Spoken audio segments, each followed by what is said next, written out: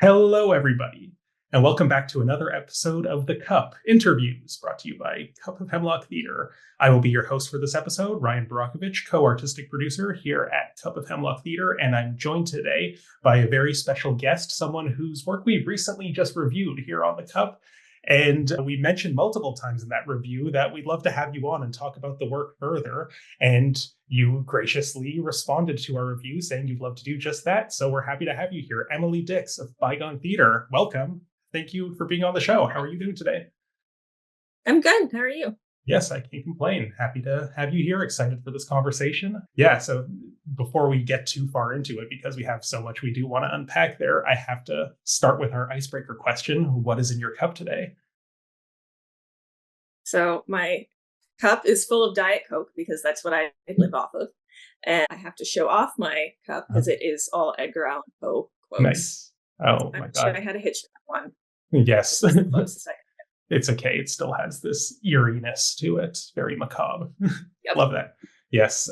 As for me, I just have water and I'm recording this away from my home base in a remote location. So I just have it in my travel bottle cylinder. Sometimes I pack a mug from home when I record in this space, but it wasn't in the cards today. So that's where we're at. Okay. So yes, as I mentioned, we just reviewed not too long ago your production of The Rear Window that you did with Bygone Theatre at Hard House. I have a whole bunch of questions about that we'll get into soon.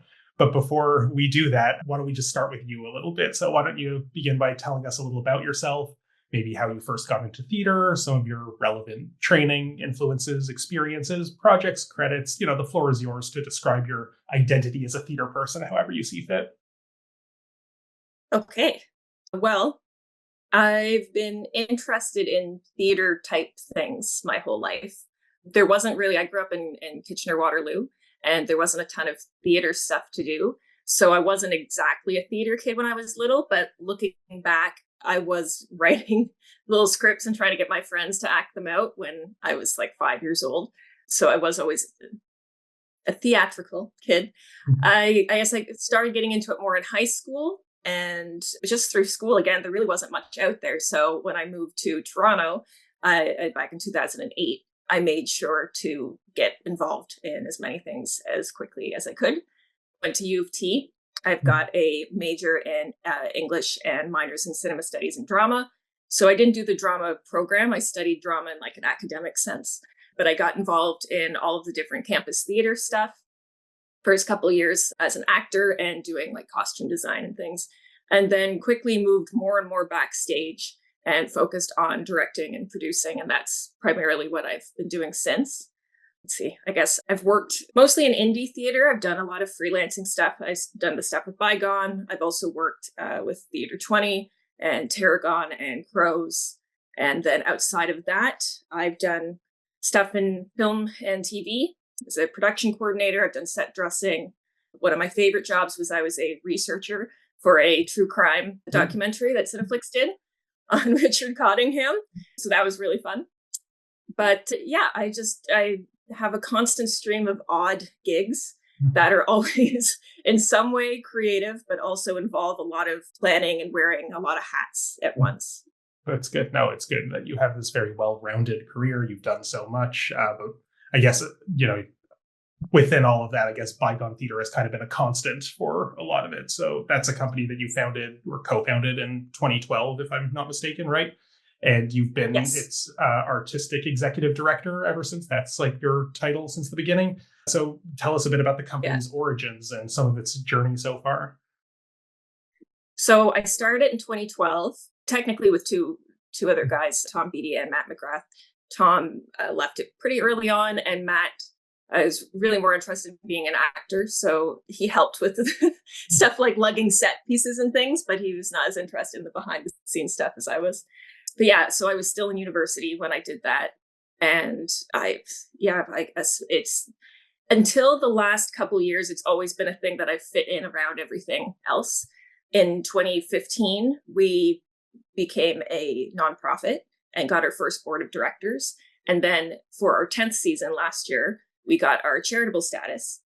And so basically it went from being a thing that, like, when I started it, I was in school full time and I was working full time. And then I would have this and around things. But once you're running an actual charity, that is a real job. So basically starting last year, it became like a full-time, unpaid, mind you, job. And it has been for most of this year too, because we got a venue recently. So I've been managing that. Yeah, it's takes a lot of time. Yeah, I can imagine that you've been stewarding it very admirably. It's a very impressive company. I've been following your work for quite a while. I'm always very impressed with what I see you do. And I guess to just get into some of the artistic nitty gritty, so many of your productions are engaging with ideas of like old Hollywood aesthetics and some sort of intersection between theater and cinema. What do you find compelling about these types of projects? What drew you to making that so much of the artistic identity of your company? Well, film and theater were the two things that I was really passionate about. And I really liked the aesthetic of old Hollywood. And I guess I think that live performance and theater especially is kind of at a point where we need to do something to keep our audiences around. And I mean, when theater started, it did rely a lot on spectacle. And I don't think that has to be a bad thing. And that said, I like vintage stuff. And so finding ways to have something that is a bit of a spectacle, but still stays true to the aesthetic and the time periods that I'm most interested in, that seemed like kind of a logical place to look. I think it's also, it can be a good inspiration for ways to like tell more without showing more.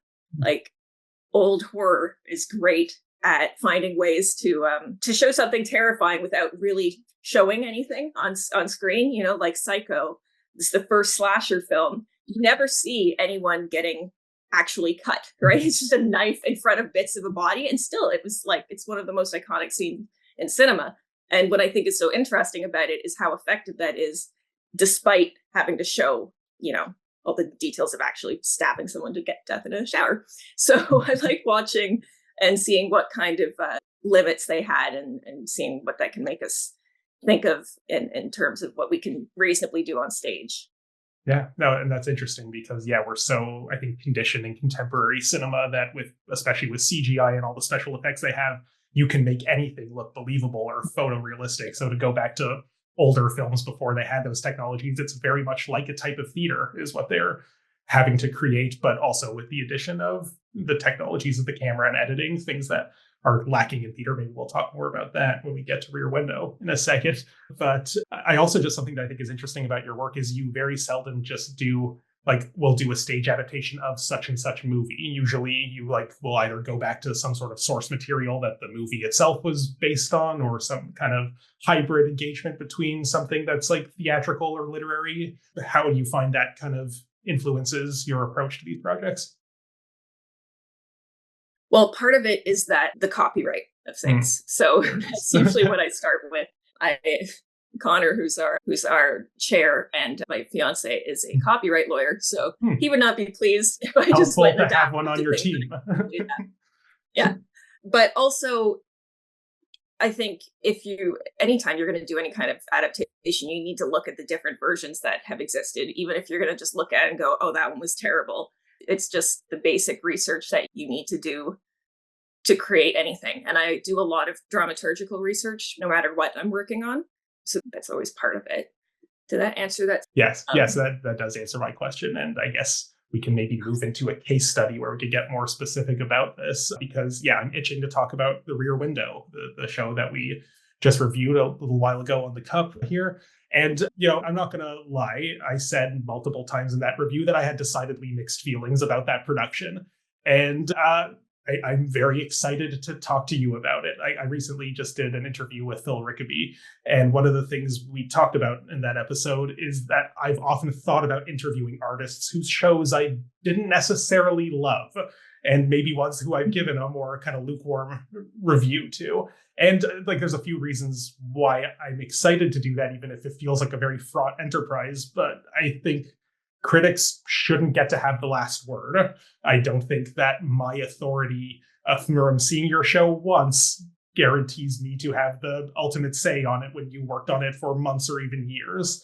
And I also just think it's healthy for critics to be able to look the artists in the face and say their opinions, are already broadcasting them in a public platform. But recognizing the humanity of the people who create these works is important, and also acknowledging that a critical appraisal of one's art isn't meant to be a personal attack. That if, we so often just say to, like, you see your friend's show, like, it was great, and then you go off and you tell other people it was really bad. But like, why does it have to be that, we must be dishonest if we want to forge some kind of personal connection with someone? So I hope you don't mind talking to me about some of the things that maybe I had misgivings about, and I'd actually love to hear, and I'd love to be convinced that I was wrong. So bear with me on all of this. Any thoughts about any of that? And you tell me to go to hell now if you're like, no, only tell me nice things. No, I review things as well. And I think that there is a dangerous lack of critical writing about theater at every level, honestly. And there are 2 full-time reviewers in the whole freaking city. And for a long time, there was only one. And a lot of the indie reviewers are gone. So while I disagree with a lot of what was in your review, I appreciated that you actually took time and did it, because most reviews, whether good or bad, they're terrible reviews. They're just written badly, and they don't understand how to, you can put your personal opinion in something, but that's not what a review is, so yes. Anyone who's going to take the time and actually put thought into it, I will happily listen to what they have to say. We try to do our best to put some kind of proportionate response into unpacking the work. Then, I find just, written reviews in general, regardless of the quality of the critics or the writers themselves, just there's only so much you could scratch the surface, especially if it's a consumer-oriented review that's just like, come see this show. We won't spoil anything about it because we want you to spend your money seeing it. So this is our long form format. Yes, we really do want to get into the weeds. And now I'm happy to have you here to disagree and maybe change. You please do change my mind if you can. And I did actually notice that, while I was preparing for this, I found your blog, Till Next We Trod the Boards, and read some of your old reviews. So I am excited to have a critical discussion with the artist themselves. So thank you. Okay, so Rear Window, let's do it. So this is your show that was originally staged at Theatre Pass Mariah in 2019, and you just did it at Hard House, which is where we reviewed it. So let's just start with what drew you to this project. How did you approach your process of writing and directing the adaptation? Maybe there? Sure. Oh, so I guess it was probably like 2017 or so when I first was thinking about doing it. I'm a huge Hitchcock fan, if that hasn't been made clear already. And this has always been one of my favorite films. But I was always bothered by some aspects of it, mainly the idea that he was just instantly believed and that his girlfriend was like, oh, yeah, this is totally a real thing. And in general, I find a lot of the films I really like that are from the 30s through the 50s, they had the Hays Code, right? So in some ways, it was a good thing because they had to be really clever. And so you end up with some interesting ways of filming things and stuff that's a little more subtle. And I think a lot of newer media could use a bit of that subtlety. But I do often wonder what would have been different if they didn't have those restrictions. And that's the sort of stuff that I like to explore in what we do now, is take something that's kind of a fantastical concept and put the realism of like real people in there. What happens if you take a real person and throw them into this insane thing? How would you react? Yeah, no, I think, and that definitely does shine through in the production. I think, yes, the moral ambiguity is certainly one of the things that I respected most about your approach to it, and something that I even thought was kind of made more possible by the theatrical view, how we're less inside our protagonists' eyeballs the whole time. And we'll get into more of that, certainly. But having done this production twice now, what would you say were the most significant changes that were made between 2019 and 2024? The cast really was the main thing. We did read through it with Oliver and Kate, the 2 leads. We did go through it before casting for the rest of it and discussed whether we wanted to change anything. And there were a couple of very small lines. So basically the script is the same. But the original idea for remounting it was we wanted to bring back the people that had put in a lot of effort and had all been paid like $50. So just part of what Bygone does is we're still, I don't call us a fully professional company because we still aren't paying everyone union rates all the time. I think in the indie world that maybe people don't always treat that as the same thing, but that's where I'm trying to get to. But of course, when we started, everything was fully volunteer. And every year we try and get a bit closer to that. So I had always said to them, like, I want to do this again, because basically that was our 7th season. And it was our first really big show. The budget was more than double what our previous shows had been. And it was a longer run because we did the school thing sometimes of like renting it for a week. You open on a Thursday, close a Saturday night kind of thing, which is exhausting. But when everything is self-financed, like I'm an artist too, I don't have any money. So, but yeah, so I had wanted to, we had talked like closer to that show about doing it again, but then, we had a couple things lined up and then it was a pandemic. And yeah, our original lead, Tristan Claxton, he got married during this run. So he couldn't do it. And yeah, which was unfortunate. I would love to work with him again, but Oliver was fantastic. And I had worked with him on things before too. And then we had Kate, who played Lena. She was the same. And Nino, who played Thorwald, was the same. But everybody else had different things. They're busy with stuff. But it was nice because we had a really young cast for the window people, at least. Mm-hmm. A couple of them, it was their first show they were doing in Toronto. Oh. So they were really excited. And it got like just sort of different groups of people in. It was good. Oh, that's great. Yeah. How did you find that the new actors brought a different kind of energy to it? And did it like affect the way that the work was done and made new discoveries with the final product maybe? Yeah. I mean, so with the window people, they don't get to, interact as much with everybody else. But Sean, who played the working stiff, I had worked with before. He was our lead when we did His Girl Friday a few years ago. And so he's quite experienced, and he was in with some that were a lot younger. But it was great to see, like, they all just, I don't know, it was such a friendly, like, supportive little group. And it was neat to see what kind of experiences they brought to it. Some were just out of school and that sort of thing. And then with Kane and Oliver and Kate, that is a very different dynamic. Kate and Tristan had known each other for a really long time. Kate and Oliver did know each other because he was in The Birds and she stage managed that. But Kane, neither of them knew. I just knew of him because he had auditioned for The Birds and I really liked him, but he was just too young for that part. So I said to him, like, hang around, I'm going to find something for you. Yeah, it was very different because I guess because not as many people came in with those connections already there. More people knew each other. It wasn't done on purpose, but when we first did the show, a bunch of them were Windsor grads and they just happened to know each other, which is great. But when you come in already just friends, you don't have the same kind of experience building things as when you're like, oh, these are other professionals and I need to, so. Mm-hmm. Yeah, fair. Yeah. Well, while we're on the subject of the actors, this was a topic that came up in our review. When you're adapting these very revered films with very famous actors in those originals, I can understand the temptation that actors that you're working with might be compelled to do an impression of some of these iconic performances. As a director, before we even get into any specifics on that, what is your stance on that when working with this kind of material? Do you discourage it, encourage it, kind of leave it to the actor, play around in rehearsal? What's the process there? There's no place for imitation in drama, I don't think. If it was a comedy, there might be, because that's part of the joke, is people being like, oh, I know what you're referencing. But in a drama, it's going to take them out of it. You don't want somebody being like, I know what they're doing there. It's a whatever, unless you're literally playing that real person. So, okay. Yeah. But I will say, as I know where this is leading, he wasn't doing a Jimmy Stewart impression. And I thought it was funny that someone said that. And you guys even said he was and wasn't. That was my exact phrasing, yes. Yes.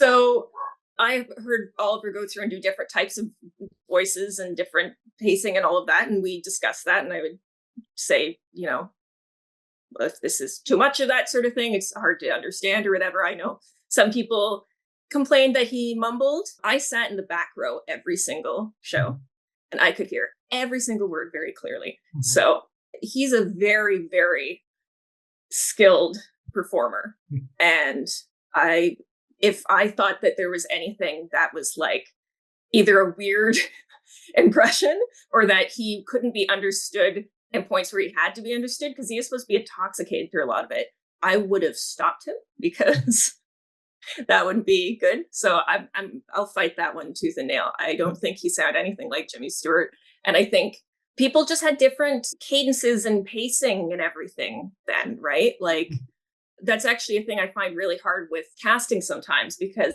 if you haven't watched the old stuff or if you haven't grown up with people that were like young in the 50s, like when I write these, I think of how my grandmother talks.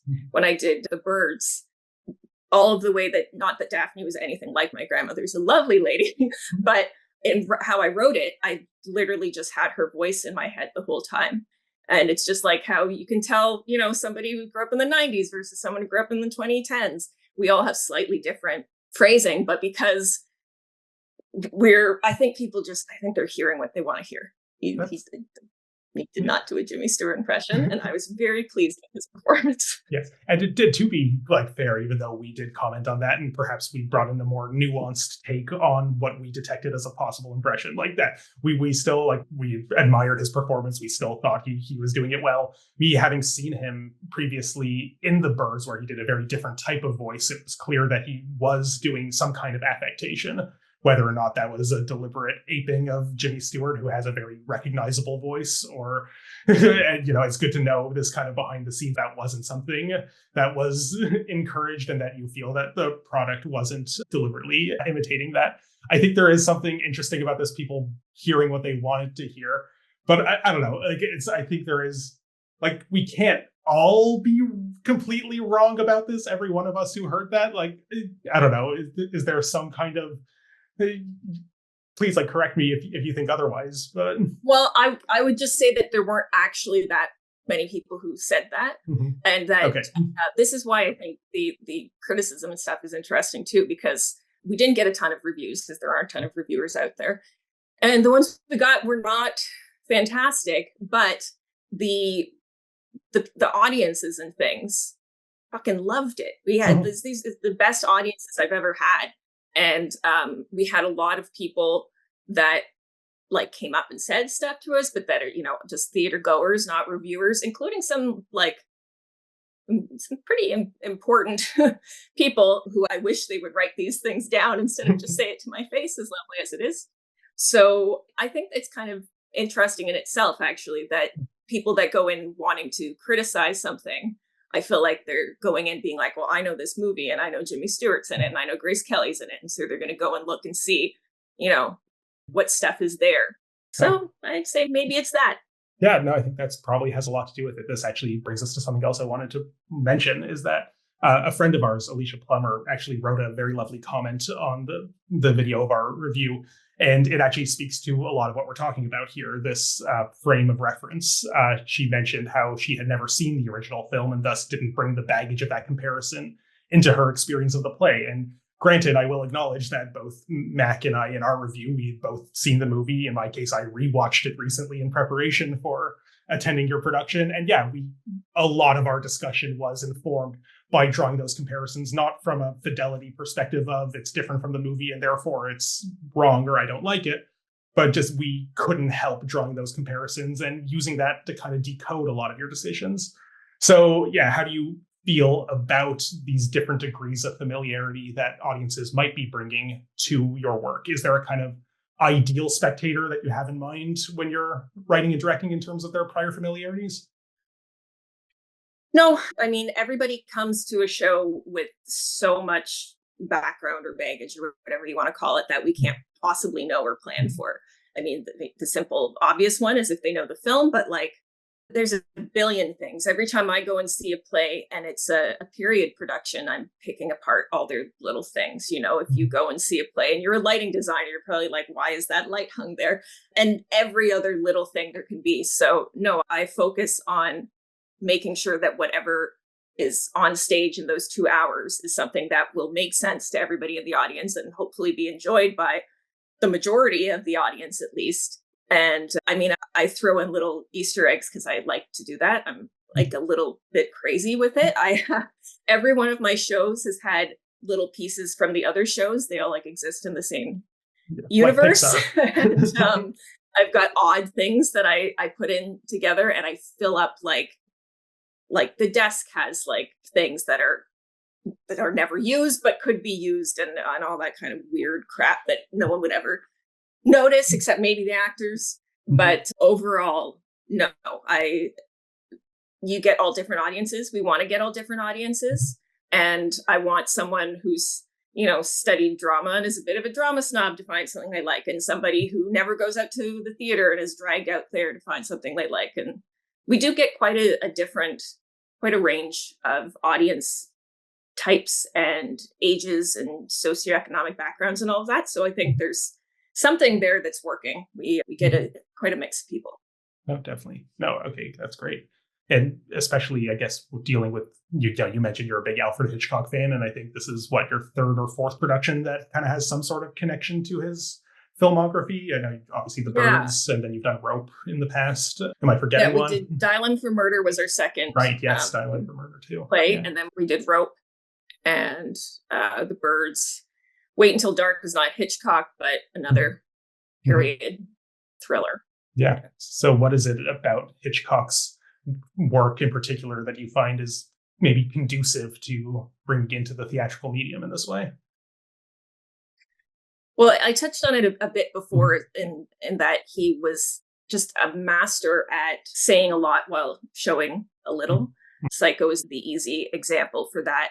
But he also, what was that one? Like Strangers on a Train has one of my all-time favorite moments in cinema is when you see that guy just standing on the steps in the distance, and he's so little, but you just know how he's you get this oh shit feeling from such a minor thing, right? And yeah, I guess he's just the master at what he did. It would be really interesting to see what he would do differently if he was alive today. And I find it's a good sort of starting point to be like, okay, so what actually makes these suspenseful, right? He was also really good with I think it was Psycho. Originally, he wanted the shower scene to not have any music, which I get. It could be quite startling to hear that, but then his composer was like, just try it. And that's got to be the most famous music in cinema. So yeah, it's just sort of a good jumping point for creativity to go through his things and be like, okay, what actually is making things suspenseful here? Like, when is it the music, and when is it that, the little things that he's leading us along with as we go through? And a lot of it is stuff that you can translate to theater. Yeah, and so much of it is I think you've proven in your work, but I guess there are also things that don't necessarily, at least in my opinion, map on one-to-one. And I don't think that's a problem. It just kind of means that there are things that don't translate in the same way or need to be reconsidered, as I'm sure you certainly put a lot of thought into when you're doing your work. And I guess this comes to one of my big, not even critiques from the original review, but a big thought that I kept coming back to is that the well-measured control of the cinematic gaze feels, to me at least, so inherent to what that movie Rear Window is doing. And that I argue that it is a movie that's kind of about making movies and following the director, controlling his camera and showing you the story he wants to show you. So is that an element that you maybe thought about or needed to work through or think about? How can I make a distinctly non-cinematic version of this distinctly cinematic film? Not really, because I didn't make a play about making movies or a play about making plays. I was interested in the humans in the story.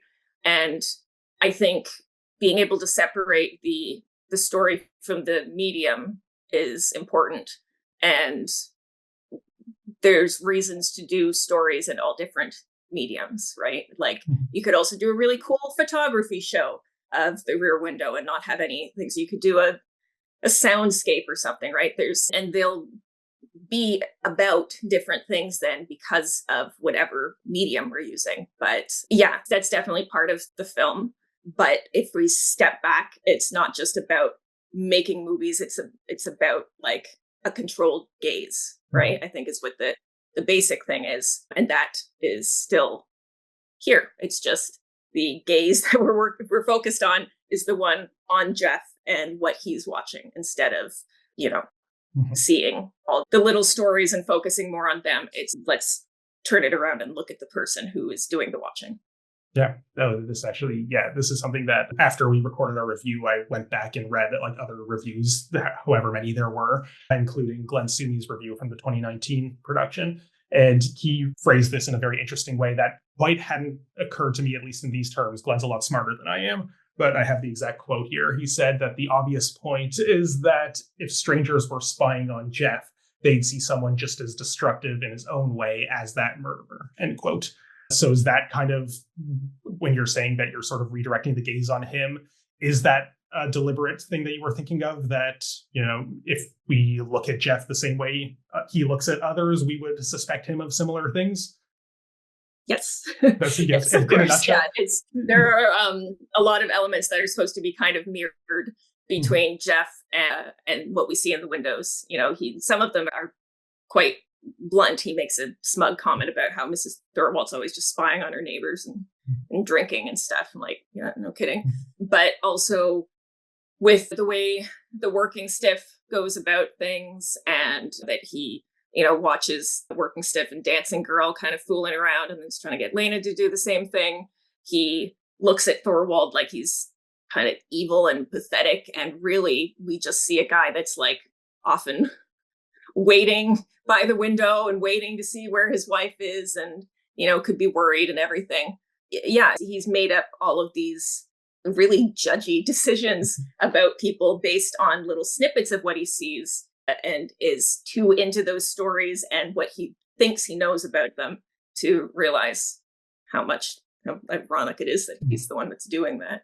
Right. So, and then I guess the best example of this is he points the gun at Charlie, which, if anybody was watching in that moment, as I guess we all are in the audience, how different is he really in this regard? Okay, yeah. So, well, and also, I guess the idea is, hopefully then when you're wondering about the other people, is like, because we get to see all of Jeff's apartment, the little snippets that people would see of him will seem just as extreme. But I think with the context, whether you agree with him or not, everything that he does makes sense. And there is context to it, and you can see how it got there, which you likely would have if you were fully in somebody else's apartment as well. So, yeah, okay, that's fair. It's interesting. So I guess to kind of bring this back to, I guess, other ways that we maybe do think about Jeff as our protagonist and whether or not we identify with him. This is something that you told me you wanted to talk about in response to something we said here, his relationship with Lena. And please, I kind of want to give you the floor for what are your thoughts about this, and tell me why we're wrong. So it's not just you, there have been a few men, and this happened when we did the show before, and I actually mentioned it to the cast. I said, watch, somebody's going to say again, oh, Jeff's too much of a jerk. And Oliver and Tristan played it in very different ways. So I thought it would be interesting to see, like, I think in very general terms, Tristan started off more as like kind of an angry guy and got more pathetic. And Ollie started off more of like, not angry, and got more like desperate. So I wanted to see, but I thought that the same thing would come up. I've had a few, but only in reviews, actually. No one said this to my face. Maybe they're afraid to. I've seen a few guys say, oh, it's not believable. And I've had 2 reviews that basically only talked about this, which irritated me because that's not a good review. You can say this if you believe it's fine, but then like talk about something else too. But no, there's no way to believe any of it because Jeff is such a jerk. There's no way that Lena would stay with him. So there's a couple of things that are important. For one, this takes place over 1 week. And if you've never had a bad week where you've been a jerk to your partner, good for you. I don't think there's many people who can say that. Keeping in mind also that this is like one of the worst weeks of his life, probably. He's in pain. He's intoxicated, exhausted. Also, I don't think Jeff's that bad. And this is where I think it's interesting that men and women have such different views of it, because I have dated so many people that are 1,000 times worse than Jeff. And every woman I've spoken to has said the same thing. And I think that the people who see this and get really hung up on like, oh, he's rude to her, but he like yells at her twice and then immediately apologizes. Oh no, he doesn't hit her. He doesn't threaten her. he does compliment her a lot. And obviously by how she responds when he does apologize, most of this is out of character, or at least it's more extreme. And the main thing is, I think anybody who looks at that and says, well, no one will put up with it, has never loved somebody who has addiction problems, because it gets so much worse than that. And with Charlie too, I mean, he's not around for as long as Lena, obviously. And so I think that just speaks to Charlie's character, that he cares. But when you see somebody that you know and respect when they're sober, and see what kind of, just how much of them can like get changed and destroyed through stuff like drugs and alcohol, it's really hard to abandon the person that you know is in there just because of those things, because you know they're being affected by something that's not them, right? It's even harder than when it's like a mental illness or something, because that you're like, well, it's inside them, can I change it? When it's substance abuse, it's like, well, if I could just get them separate from this, they will be back to who they were. And of course, it's not actually as simple as that. But the people that I know who've seen it, who have dealt with that, either themselves or with someone they care about, have a very different view of it than the people who have been lucky enough to not have that.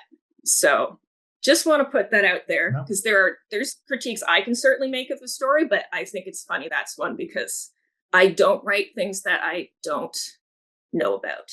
And I definitely don't think that there's anything unrealistic in any of that part of it. Okay. No, yeah, thank you for bringing all that up. And this is exactly what I mean by I don't want us to have the last word. And I'm happy to hear your perspective on that, because you are a lot closer to it than we are in terms of creating and composing and understanding the work that you are trying to put out into the world in this way. So yes, thank you. And thank you for adding that to my list of questions, because I'm glad we did get to voice that perspective on it.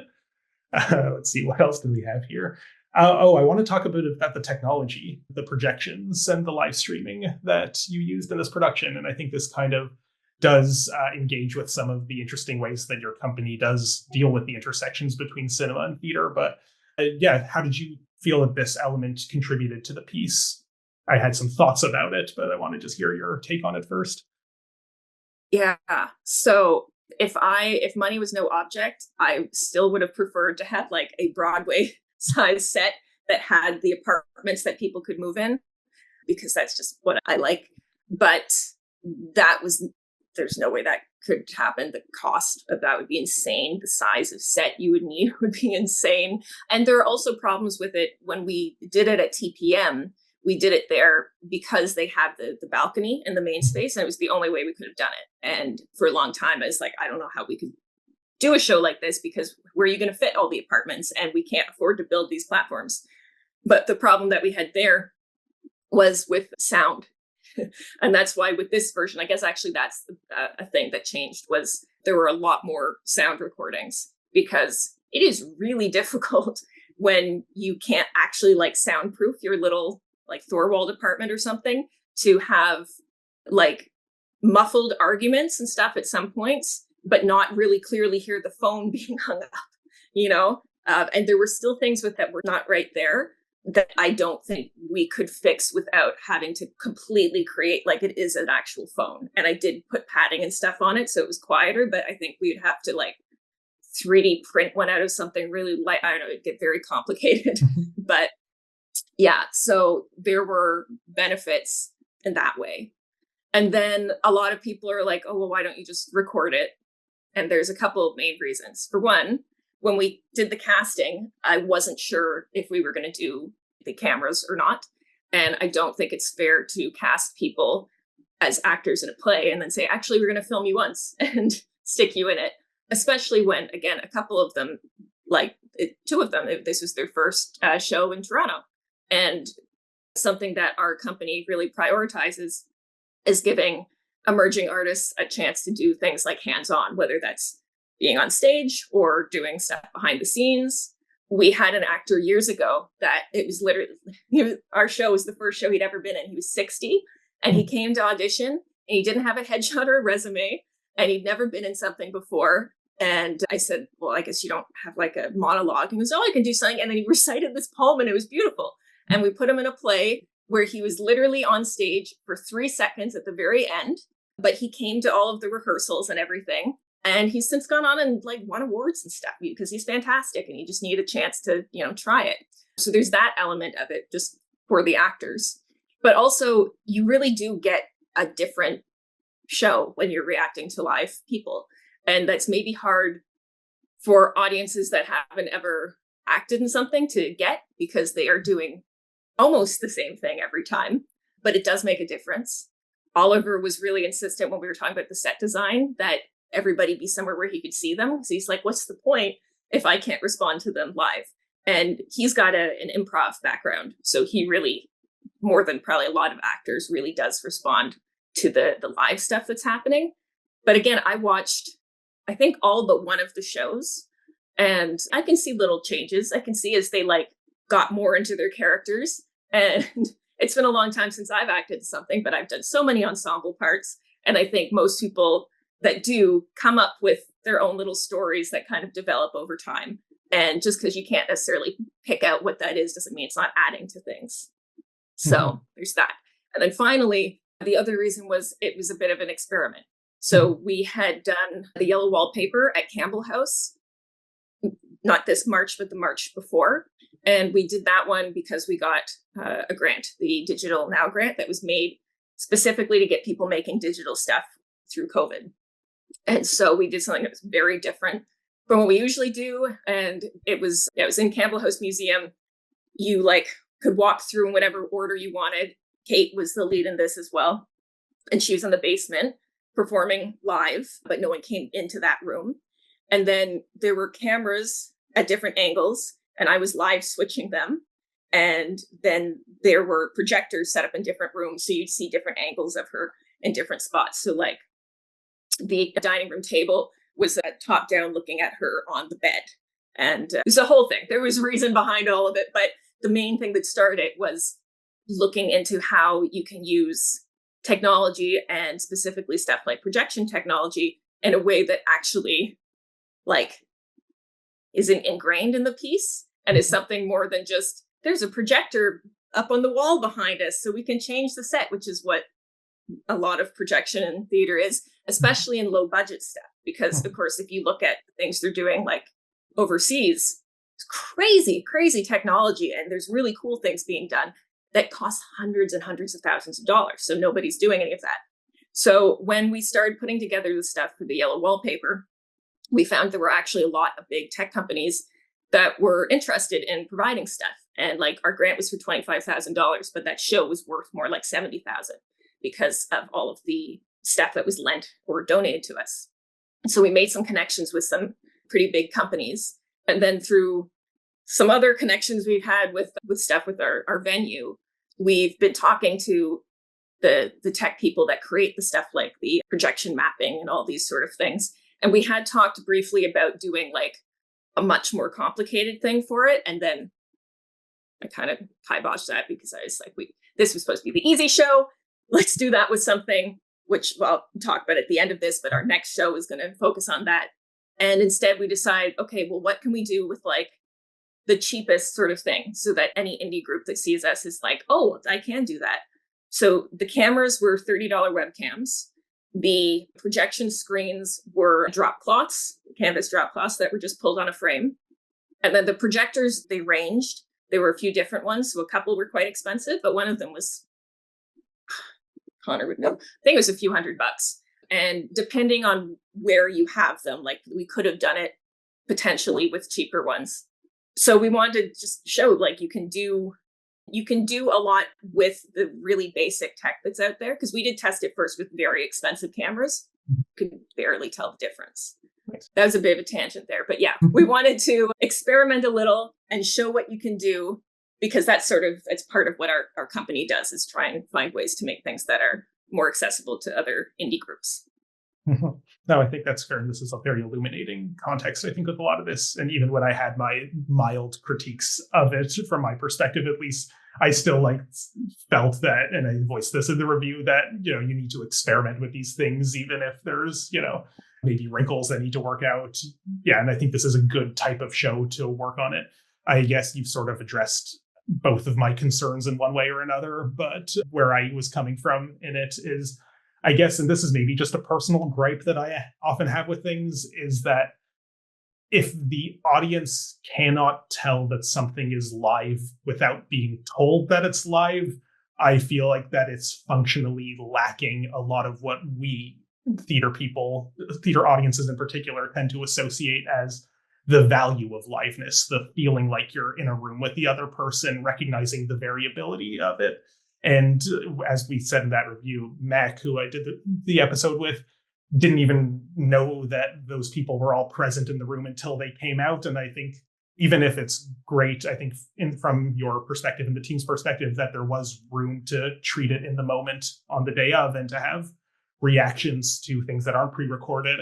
It's still, I guess, to both of us in that review, felt like something of liveness was lost in it, or that we are still put at this disconnect that kind of robs us of that live experience. I don't know if you want to comment on that.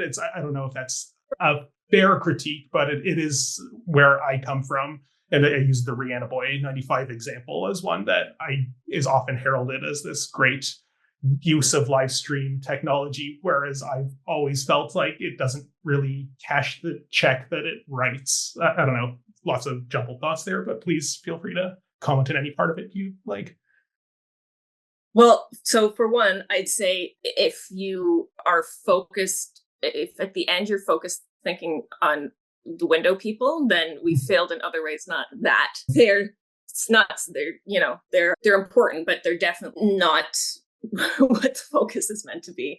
And I guess I would just say, like, yeah, maybe you don't realize that you're realizing there's a difference, because if you saw Oliver do the show and respond to a film thing, I guarantee you it would be different or more the same, like he wouldn't have the same kind of range in things that he had taking something off of something live.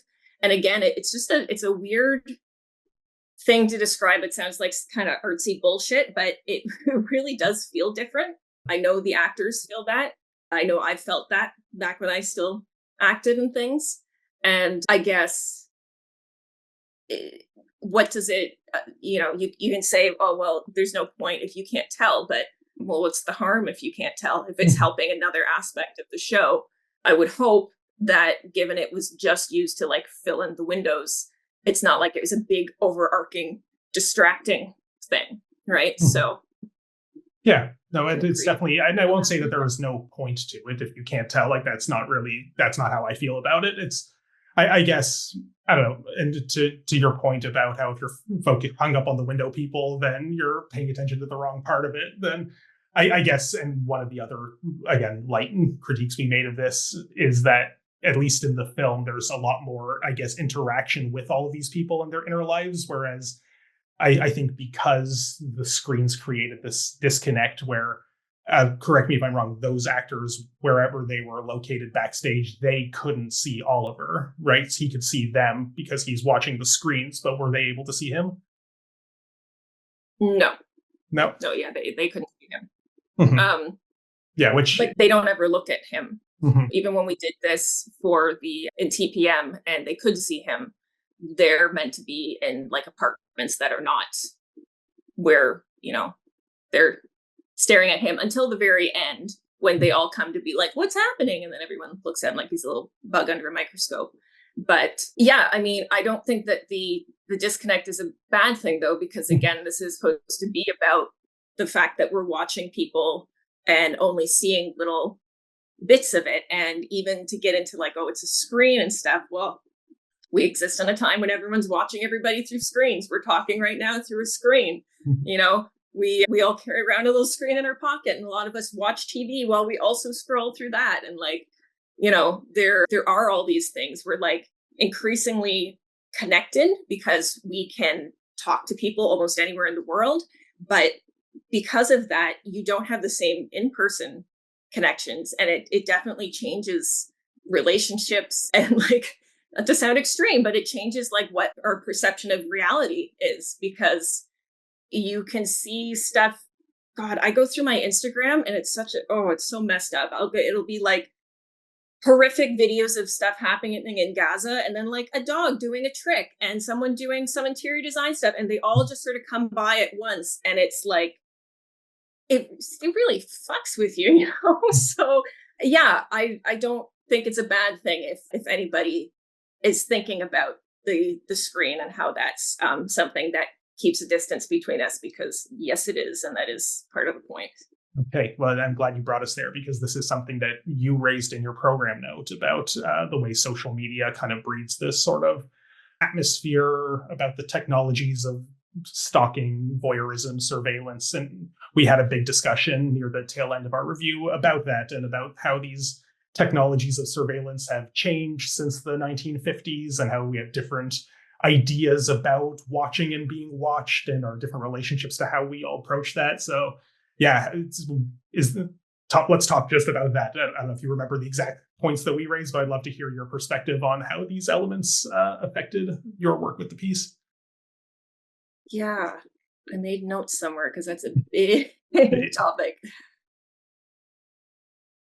I don't know, where do I start? Like, okay, so I guess, yeah, there's a couple kind of main things that I think on a broader scale the story is about, and it's the effects of isolation on people, and the way in which we watch and judge people from a distance.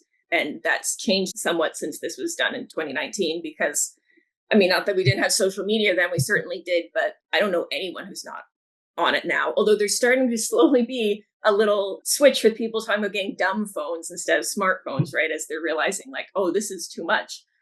And of course, isolation, I think everyone had felt it at some point before, but nothing compared to what the pandemic and the lockdown was. So, and I think a lot of people through that got really into their phones. I never watched reality TV until the pandemic. And now I know all the gossip from Love is Blind. It's a terrible show. I know it's not real. I know that they're actors, and I still get like angry seeing some of it, and am tempted to reach out to the real people that are on social media to be like, you don't need to put up with that. And I intellectually know it's all bullshit. Of course it is. But still, it doesn't matter because you get into it, you know? And the more it's presented like it's something real, the harder it is to disconnect. And there were a lot of celebrities early in the lockdown that started doing these, like, they were clearly losing their minds, not having anything to do. They, you know, like either that, oh, get ready with me, and putting on their makeup and acting like you're actually seeing them, you know, fresh out of the shower and not cleaned up and everything, which is bullshit. But I found that a lot of people, especially people younger who always had the internet and everything, didn't necessarily realize that wasn't real. There's some groups on like Reddit and stuff. There's one called Instagram versus Reality, which I like to look at to remind myself I'm not as hideous as I often feel, because everybody's, you know, photoshopped and everything. But now that you can do that with video, like nothing that we see on social media is real. And that's fine as long as you remember that. But when you're not getting outside and seeing actual real life, and you're alone and you're spending more and more time looking inward, it's harder and harder to recognize what isn't real, and to not convince yourself, well, no, but I know because I see so much of it, right? Which is the same kind of thing that's happening with Jeff. He knows their routines down to the minute. So obviously he knows these people, right? And, oh, I've watched fucking Kim Kardashian put on her makeup when she had no makeup on. And so I've seen an intimate side of her. Like, no, she had a filter on though, and the lighting, and she does still have makeup, and, you know. So I don't know where I was going with that. It's disturbing. It's basically the main thing. I guess one of the thoughts that I voiced in the review about that is, well, I think you're absolutely right. That does feel so resonant with the material. I think what's the big element of that's absence in the Rear Window type situation is the deliberate self-curation. The people who don't realize that they're being watched aren't putting on a show and filtering themselves the way Kim Kardashian is. And so I wonder, you know, how do you feel about that? How does the show comment on that curation when that is kind of an element that seems to be missing from the scenario you've presented us with? I mean, and this is meant to be a thing that's focused primarily on Jeff and the person who's doing the watching. instead of the watching. So it's not explicitly commenting on any of the things that the window people are doing. You know, obviously it's ones like the dancing girl who just strips down in front of the window is not paying attention to the window. The Thorwalds are constantly opening and closing blinds, so they're a bit more aware of things. But I think the thing that's the most interesting, because what you choose to have seen or not, like without more context, you can only go so deep in that, is what does the person who's watching assume of all of these things? And, with the dancing girl, say, does he look at someone who's like stripping down in front of a window and think, oh, she's an idiot and should close her blinds? Or does he think, oh, she's like an exhibitionist? And, what kind of judgments do we make about? This is a bit of a tangent, but I just read the other day and it irritated me, so I'll mention it. Somebody said that their boss made some comment about a profile picture that a woman had on LinkedIn, and said something about like, oh, well, if you're going to, dress like a slut, like just, you should expect whatever you get kind of thing. And the guy looked at the picture and was like, wait, what about that slutty? Because she's covering more than me. She had like, a crew neck thing and stuff. And he kept sort of pushing his boss being like, how are you not seeing this? And when he finally got out of him, because he was like, but she's not showing skin, she's smiling, it looks pretty professional. The guy was finally like, well, she's really good looking. And so truly just based off the fact like, oh, this woman's hot, I think she's attractive.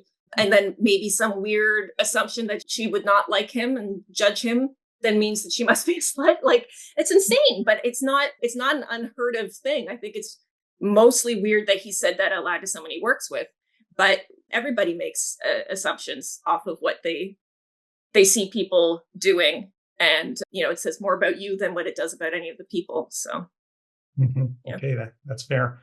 The other kind of big thought that we discussed about this element of surveillance, and specifically how this has changed a lot from the 1950s to today, is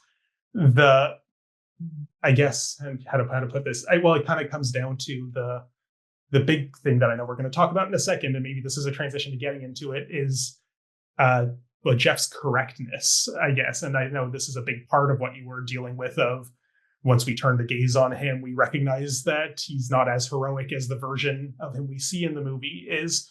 But why that kind of rubbed me the wrong way, more so about the film than about your version of it, is that we, in a time when, everyone was afraid that the government's listening, oh no, who can be trusted, a lot of Cold War and McCarthyism and everything, we are presented with the protagonist as an emblem of the heroic watcher. It's not a parable about what'll happen if people are watching you. It's a parable about the things you might miss if you don't watch others, and vindicating him for exposing the crime of the century through his gaze.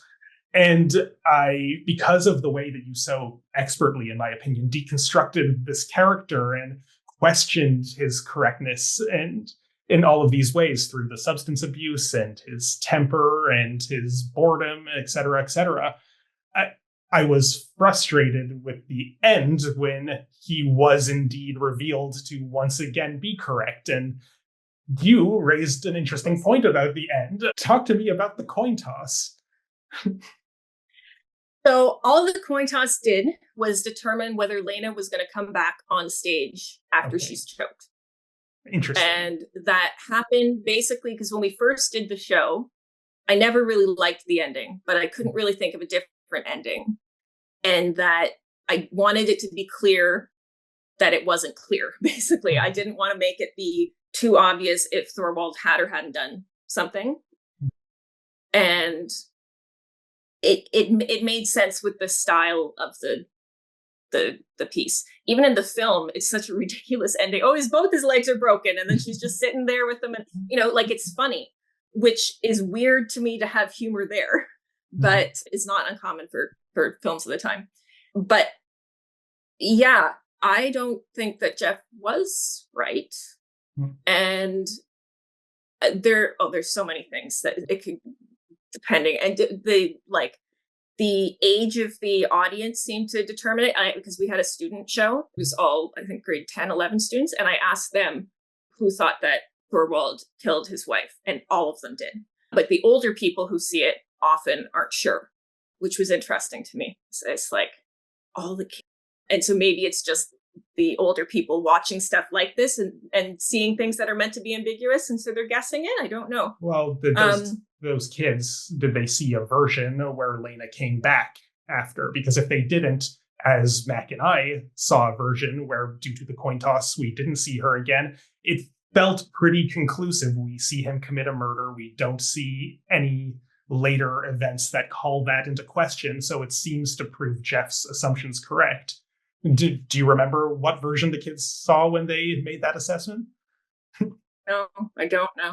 Because I think that's an important piece of the puzzle here, especially since it isn't advertised that there is a variability of the ending. We found that out when you told us after the fact, which is interesting. So, yeah. Well, and part of the reason we didn't make a bigger deal about that is because I think it can still be ambiguous either way. And now this is maybe where my weird true crime person stuff comes in, because of course it's a play, so there's some willing suspension of disbelief that we want, but a lot of talk went into this. So for one, they think that he stabbed his wife and chopped her up, but he chokes Lena for a very short amount of time. It takes at least 3 minutes with no air to die. There is no way that he could kill her. Forgive me for not being an expert in how to properly kill someone through asphyxiation, but continue. But, we always do, almost all of our shows, we've used either Matt or Siobhan Richardson for a fight choreo. Matt did this one. And we talk about that stuff a lot because I think our shows have had some good fights. And I know too much about what it takes to kill somebody because I've done true crime things. So we did talk about, did Thorwald mean to kill her? And does he successfully kill her? With his age, he definitely was in the war. So if you're in the war, you're going to have some kind of basic first aid training. And you probably would know that, choking someone for 3 minutes, you only do it for about 30 seconds to make them pass out, but it's not going to kill them. One of the actors brought up that when he first read it, he thought that Lena and Thorwald were in on it and that she went over and explained and they faked it. She's an actress. It could also be that he means to kill her, but he doesn't, and she comes too. And then with his wife too, okay, maybe he did kill her. There's some weird things, but he also still insists when he comes Jeff's, even when he's like, oh, I thought that's what you wanted to see, and talks about Lena, he's still saying, no, I sent my wife to her sisters. I personally don't think he did kill his wife. The guy who played Thorwald thinks he did. We all have different ideas about what happened. And I told them, I'm not going to tell you what is right, as long as you know what is right in your mind. That's all that matters. But I think that Jeff just saw a couple not having a good time. And we joked about having Mrs. Thorwald come in with her trunks and being but yeah. So I personally think it's interesting if he didn't kill his wife and then gets pushed to a point where he at least assaults and maybe murders somebody, because over the course of a week, his life, which was already going downhill, he's already got a shitty job and lives in a shitty apartment and has a wife that's cheating on him. And then this guy he doesn't know, this lunatic, is threatening him and ruining his life. How close to the edge do you have to be? And what's the little thing that will finally push you over? And then he does still go to Jeff's unarmed. Again, this is New York. There's a good chance the man would own a gun. He doesn't show up with anything. Didn't go with a knife. He comes in and argues with him and then gets into a fight because Jeff swings a stapler at his head. So, yeah, I wouldn't say that Jeff is right. Okay. And I'd say also that even if Thorwald had killed his wife and all of that, Jeff still he just still ruined a bunch of people's lives. Jeff is completely in the wrong, and no one's contesting that. And he's jumping to a lot of conclusions, but then I think in both certainly in the film and to a lesser extent in my experience of a coin flipped version of your performance, as much as he is in the wrong, there still is this like, oh, but at least he feels vindicated by seeming like he has been proved right, whether or not we think we agree with him for coming to those conclusions. You think he'd feel vindicated when he just watched his girlfriend go over because he pushed her so much? She said, I'm going to take care of it. And then she's maybe murdered in front of him. And then a man is shot dead in front of him.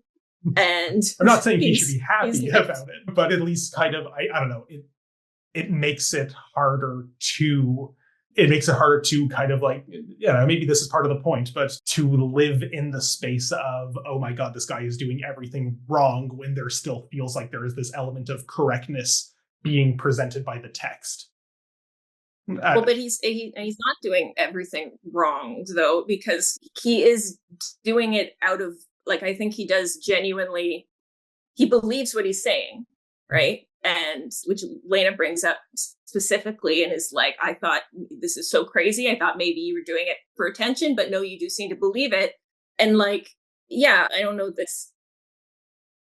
I think of vindication or them, or I feel bad for him is, somebody who's like so desperate, thinking like, no, I have to do this because I have this like duty to help somebody, which ties back to his being in the war and feeling helpless and working in an industry where he's like watching all these horrible things happen. He's always there afterwards and feeling like this is one chance to actually like make a change and do something, and how fixated you can get on that and focused on like, I have to do this right thing, that, the end justifies the means, even if the means get absolutely insane.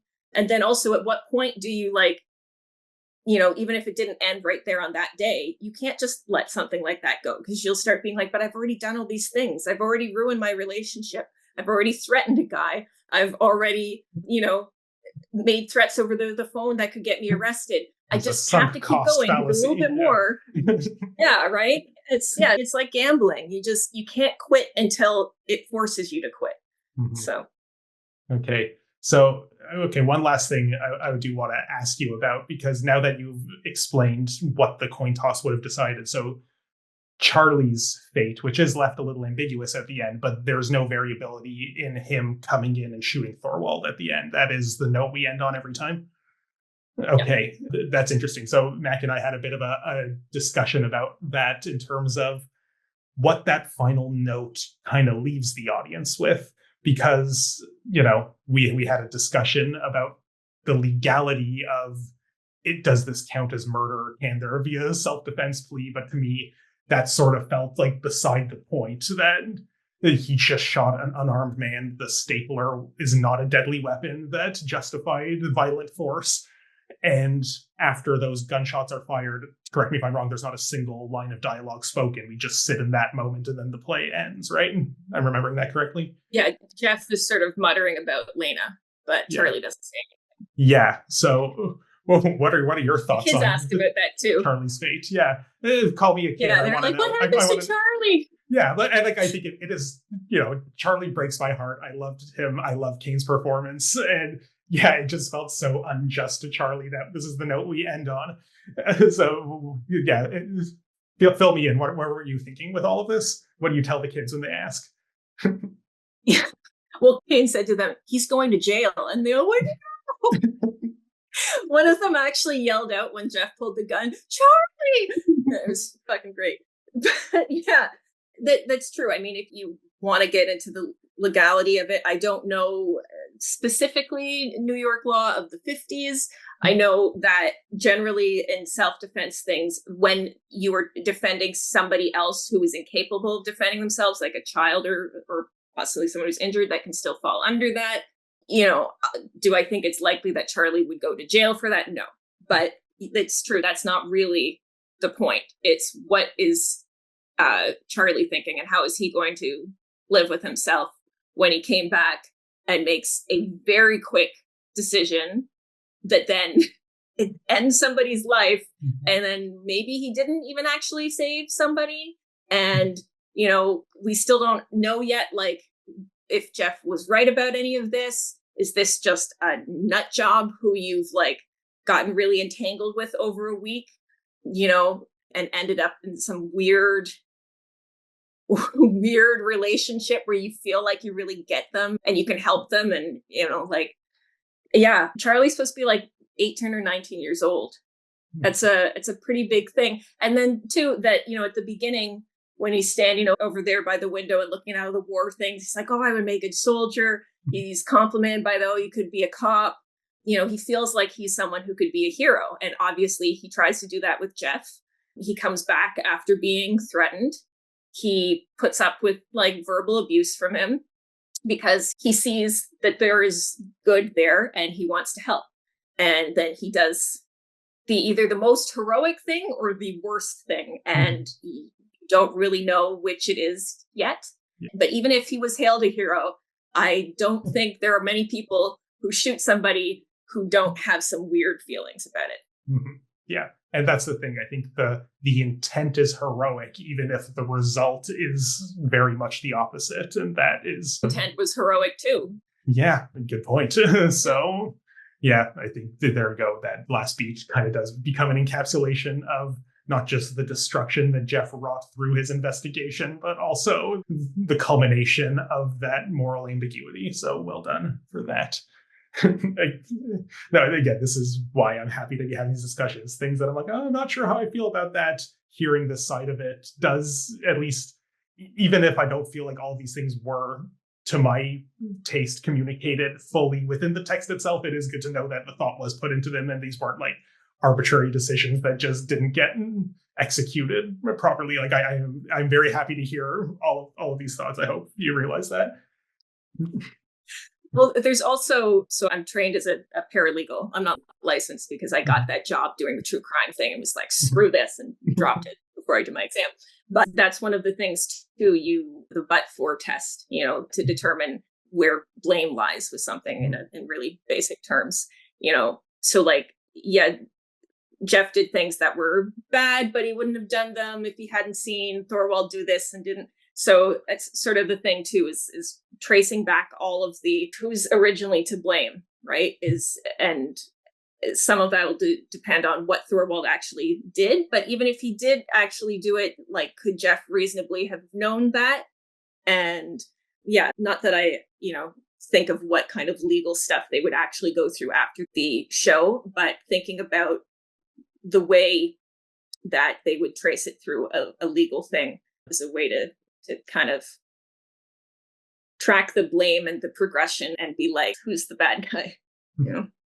Okay. Well, that was all the questions I had about the Rear Window in particular. Was there anything else about it that you wanted to address that we haven't gotten to? Feel free. I guess there are also some people, I don't remember if you guys said this or someone else, but I know Lena has been accused of being a very like sort of cookie cutter 50s housewife, which I would very much disagree with. Yeah, I don't think we said that. I feel like we thought it was a pretty nuanced portrait, but I'm sorry that other people felt that way. Mm-hmm. I think that's, again, somebody who just doesn't know the period was like. Mm-hmm. This is from before, this is set like before Leave It to Beaver was a thing, mm-hmm. right? And every time I think of that show, I think of one where like the boys kept fighting and the mom wanted to split them up and the dad was like, let them be boys. And they tried her way and it didn't work. And at the end, they had a fist fight and everything was fine. And she literally says to her husband, I'm sorry, dear. A woman thinks with her heart, not her head. So, she's got a job. She doesn't cook. She talks back to him. She's willing to move in with a man that she's not married to. Mm-hmm. I think it's, So to anyone who thinks that she's a stereotypical 50s housewife, I think you don't know what a stereotypical 50s housewife was. I'll just leave it at that. Fair enough. Good point. Okay, so one thing I did want to ask you while I had you here, because you're obviously someone who cares a lot about the intersections of theater and film, as we've discussed. We have a sub-series here on the Cup that we call Screenplays, where we review films that were adapted from stage plays, usually by compiling a small group of panelists to have a rich discussion about them. If, say, we were to invite you on an episode of Screenplays sometime in the near future, perhaps, would you say there is a particular play turned film that you would be very eager to discuss? I mean, some of the ones that we've done are great. Rope is an interesting one because the film is so good and because the play is good, but not as good. And while I was pretty happy with our production of Rope, I went and saw it at Shaw a year or two ago, and it sucked. I was so disappointed. There was no suspense. It was really bad. And it would have been bad if it wasn't a Shaw production. So that's sort of an interesting one because there's Hitchcock it's just great. There's so much was added to it. And I really like how it's done in one shot, because the best thing about Rope is that it takes place in real time. And so it's difficult to build the suspense, but if you can, it's like, oh my God, because you're just, you're actually waiting through like the length of a party, and doing that in film would be difficult. And so it's a really interesting one to watch. I was hoping you would say for a newer thing. That is one that I've had on the docket for screenplays for a while, and knowing that you've worked on it, then we can make that happen. Yeah, love the movie. Yeah, do that one. One. The Women is another one that would maybe be interesting. And Doubt was when I first saw that movie and then learned it was a play, that was like, it doesn't really fit with the other shows Bygone has done in a lot of ways, but that happened around the same time that I was fed up with campus theater and wanted to make my own company. And it was partly so that I could put on Doubt, because it's like, oh my God, this is such a good, and I think the movie is probably better than the play. So I'm glad you say that, because I have controversial feeling. Well, that's basically my controversial thing. We did a review of a recent production of Doubt where we haven't put it on the docket for screenplays, because I basically did an episode of screenplays while trying to review that stage version. But I am of the strong opinion that now that the movie exists, we don't need any more productions of Doubt. If you want to see Doubt, just watch the movie. And I'm glad you kind of agree, even though you have done a post 2008 production of Doubt. So I didn't know how you would feel about that. It's partly just that the casting is so perfect. It is. It's so good. It's just like three of the greatest actors, and so you can't. Did you just short thrift Amy Adams there? Is that what just happened in three of the greatest actors? Oh God, yeah, no, she was great too. Yes, but she isn't Viola Davis, Meryl Streep, or Philip Seymour Hoffman. Sorry, Amy, if you're watching. Yeah. Anyway, if we do ever get Doubt, Philip Seymour Hoffman could do anything. Yeah. So if we ever do get Doubt on the docket, if we decide that there is more to say about it, you will get an email from us. Don't you worry. And one that I actually thought maybe you might bring up, I've never actually seen the movie version, but it's a play I love that you've also directed, Loot by Joe Wharton. There is a film version from the 1970s. I don't know if you watched it, but I didn't. No, I think it's sort of hard to find. There was some reason I didn't end up watching it. Can't say I've seen it either, but I'm just like, I love that play. I wasn't living in Toronto at the time of your production, or else I would have rushed to see it. But we should get you on that one too, if we can find a place to watch it. Yes, I love the play so much. Okay, so expect an email from me sometime. We can make some of these happen. We'd love to have your expertise on these types of episodes. So speaking of things coming up on the horizon, I know you have a pretty ironic answer to this question based on some things we said in the review, but what's next for Bygone Theatre? So nothing is officially announced yet because we don't have contracts for anything. But what is likely happening is a adaptation of Lifeboat, which will likely be done in the spring at the War Museum in Ottawa. Okay. And that one should be interesting because it's going to rely a lot on projection mapping and the stuff that's, where there's the projections and you can like move your hand and they're responsive and everything. Okay, yeah, like Minority little Report. Cameras that track you. So the company that does that, we're in touch with them and they're on board. So the idea would be to have it set up more like kind of like an immersive art exhibit sort of thing. And we would have the play happen sometimes, and then ideally would also have, because it'd be in a museum, would have things like during the day where people could go through, interact with the water, and there would be like dramaturgical stuff. But so that could be a cool one because it all takes place in a lifeboat. So going from, I already like my chamber dramas, but now boat drama, that'll be interesting. Hopefully I'll know about that very soon because I need to get on it, and it's like it'd be a tremendous amount of work. So we're actively talking to people. And then the other one that we should be doing, so we've done some stuff with Wayne and Schuster the other year. Mm-hmm. And we should be out next summer at Charlottetown and doing another Wayne and Schuster thing out there at the Confederation Center, which again, nothing is signed yet, but they had opened the center 60 years, whatever it was ago. So they're interested in having it back as a celebration of that. And we're still actively involved with the heirs and are working on a documentary about Wayne and Schuster too. So it would be great if we've got that, because we would go and film some of that stuff and then head out to New York to do some things, because of course Rosie Schuster and Lorne Michaels were ones that had starred SNL, and so it's a whole big thing. So not quite theater, but still connected to it. Of course. Wow, you're busy. Lots happening there.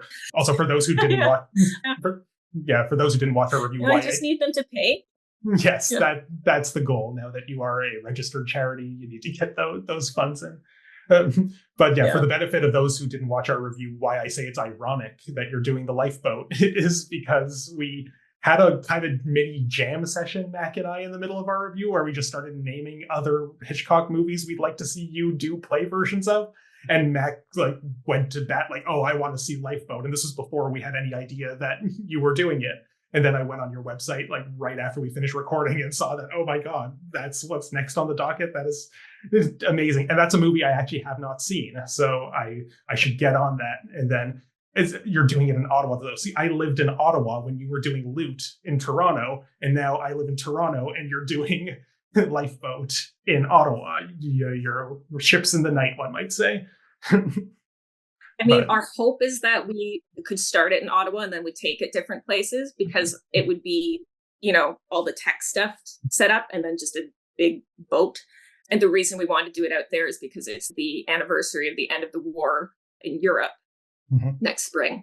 And basically a lot of people encouraged us to there's no funding in Toronto. It is so expensive here and it's really hard to get. It's a whole other thing. But a lot of people were like, oh, Ottawa has money for this stuff.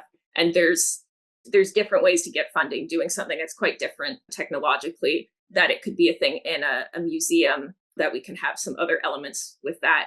So in an ideal world, we'll put together a show that can be there, that then we can basically set up in any big empty space and would bring back here, because it will be a little weird if we do a whole season where we're not doing any shows in the city where we're based. But you got to chase the money. That's But if you do bring it, or of course any other future productions in Toronto, please send us the invite, because we'd love to come out. We'd love to review, and then we'd love to have you listen to our review, disagree, and then maybe we'll have you back for future follow-up discussions. This has been such a lovely, enriching discussion. Thank you so much for having this talk with me. Thanks for having me. Yeah, of course. So before we sign off, I'll give you the opportunity to plug your own and Bygone's social media, or any other kind of things that you'd like to put out into the ether. Sure. So Bygone's on everything, though I don't use Twitter or X, whatever the hell it is anymore, because it's horrible to people now. It's always just at Bygone Theatre. Theatre spelled the proper way with the RE at the end. And then our venue that we have, it's called The Bridge. You can find us on Instagram at 379 The Bridge. And really, that's what I would love for people to look at now, because we are trying to get some funding to keep this thing going. It has been a exhausting year of managing a large space on a volunteer basis and trying to keep up with the maintenance and all of that. And the city desperately needs affordable space for artists. And we've done what we can to provide that so far, but we have no resources and we're running out. And so if people care about it, I very much hope they'll go on and like it and share. There's a video where I rant about the state of the arts. If you can get through the 13-minute video, it will explain exactly what we're doing and what we need. Yeah, that's sort of the thing we've been focused on in the last little while. Yeah. Okay. Yeah, so support The Bridge, everyone watching this and or listening to this. And do you want to plug your personal social media? Don't feel like you have to, but it's always welcome if you want people to find and follow me. You exist. Emily Dix, DIX. Yeah, I'm out there. I'm always complaining about something, so you'll find me. Fair enough. All right. Well, yes, no need to find and follow me personally, but if you like what we do here on the Cup, follow us. We are at CoH Theater on Facebook, Instagram, and Twitter. Not calling it the other thing because that's dumb. We are Cup of Hemlock Theater on YouTube, where you might be watching this, Cup of Hemlock Theater podcast, and all the podcast places where you might be listening to this. And okay, Emily, once again, thank you so much for joining me for this excellent discussion. We're looking forward to all of your future shows. And yes, until next time, stay healthy, stay safe, and we will see you in the next episode. Cheers, everyone.